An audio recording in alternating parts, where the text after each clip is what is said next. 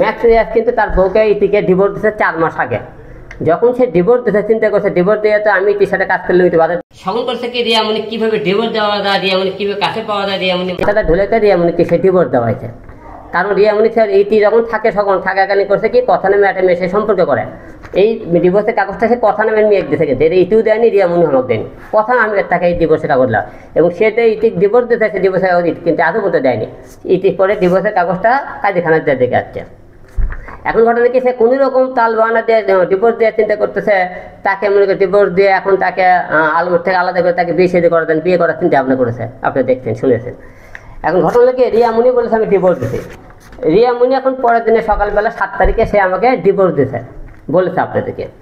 ডিভোর্সের একটা কাগজ দেখেন, একটা যে কাজে ডিভোর্স দেবে তার কিন্তু সই থাকবে, সিল থাকবে, অনেক কিছু থাকবে, কোন তারিখে সব কিছু থাকবে, কোনো সিল নাই, সবই থাকে। সে কাগজটা ম্যাক্স সুপার রিয়ামণি 2 জনে লিখছে। ওরা যে কাজের কাছে ডিভোর্স দেবে গেছে সেই কাজে মনে করে ডিভোর্স করে দিতে চায়নি, পরে করছে কাগজটা করছে, কে কাগজটা নিচ্ছে নিয়ে ওরা নিজেরা লিখছে, কাজ থেকে ডিভোর্স করে দেয়নি ওদেরকে। কারণ কাজ দিয়ে যদি ডিভোর্স করে দিত, আপনি এই কাগজ আর এই কাগজ দেখেন, ম্যাক্স অব্দি যখন ডিভোর্স দিয়েছে এটা কিন্তু কাজে সই স্বাক্ষর সব কিছু আছে। কিন্তু ইতিকে যখন ডিভোর্স দেয় তারা কিন্তু কয় তারিখ কী অনেকে কে সাক্ষী সেটাও কিন্তু দেখা আছে। এটা কিন্তু এখানে কিন্তু তা নাই, দেখবেন আপনারা সাক্ষী আছে কে, ও ম্যাক্সিমাম রিয়াদ আছে, ম্যাক্সিমাম রিয়াদ সাক্ষী আর মনে কর বন্ধু সাক্ষী, আর কেউ সাক্ষী নেই, ওরাই সাক্ষী, ওরাই সব কিছু করছে। লিখছে এটা রিয়ামণি, রিয়ামণি হাতের লেখা এরকম। কিন্তু রিয়ামণি আর ম্যাক্সিমাম 2 জনে মিলে লেখা করছে আমরা ডিভোর্সে, কিন্তু রিয়ামণির সাথে এখনই আমার কোনো ডিভোর্স হয়নি। সম্পূর্ণ মিথ্যে বানোয়াট, এরা গুজব, এরা জনগণকে বোকা বানাইছে, গণমাধ্যমকে বোকা বানাইছে। কারণ যখন এরা 2 জনে এখন একসাথে চলতে চায়, তো ডিভোর্সের কথা নিতে আমি তো যে কোনো জায়গায় ওদেরকে আটকাই, যাতে না আটকায় তো না গণধোলাই দিই, এই জন্য এই কাজটা করতেছে, যাতে ওদেরকে আমি গণধোলাই না দিতে পারি। এটা হলো মূল টার্গেট।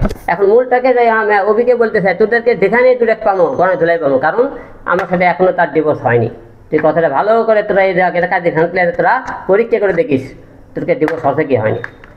আরেকটা বিষয়, সবাই বলতেছে ইতির সাথে নাকি আমার সম্পর্ক প্রেম ভালোবাসা। আমি জোর গলায় বলেছিলাম ইতিকে মেডিকেল রিপোর্ট করে এবং আমাকে করে দেখানো হোক আমার সাথে খারাপ করে সম্পর্ক হচ্ছে কিনা, জোর গলায় বলতেছে আপনাকে।